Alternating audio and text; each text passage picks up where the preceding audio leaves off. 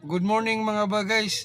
Paano ba mag-delete ng post sa Facebook? Lalo na yung may mga violation ka at gusto mong i-delete at saka mayroon kang na-upload na hindi mo gusto mga guys. So, i-delete natin. So mga guys, ito tingnan mo. Itong post ko na March 16, i-delete ko yan mga guys. Yan ang sample.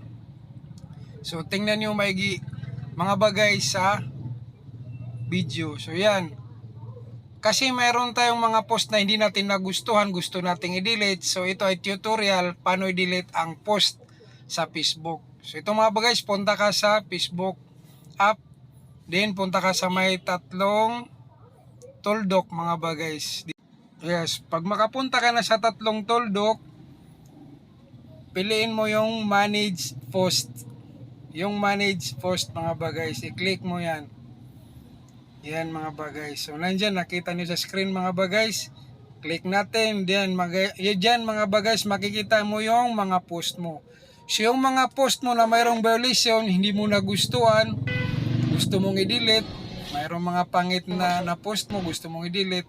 Ito mga guys ang guide. So ito, hanapin natin yung March 16 na i-delete natin halimbawa. So April 11, scroll up pa natin kasi April 11 pa. Scroll up. Punta tayo sa month of March mga guys. So yan mga guys. Yan.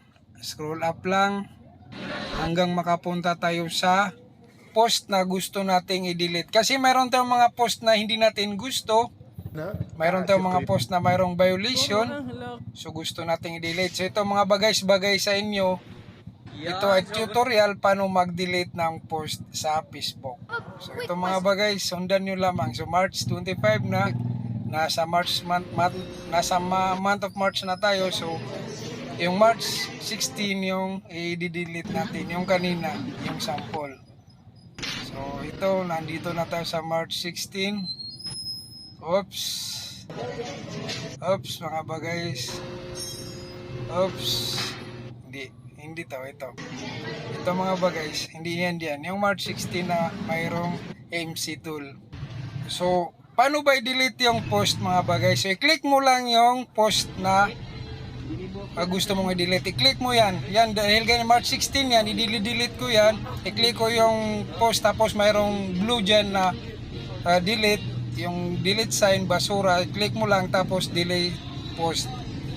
Delete post mo lang guys. So yan. So i-click mo yung delete post. Then mag-confirm yan. Delete post. Are you sure you want to delete? Yes.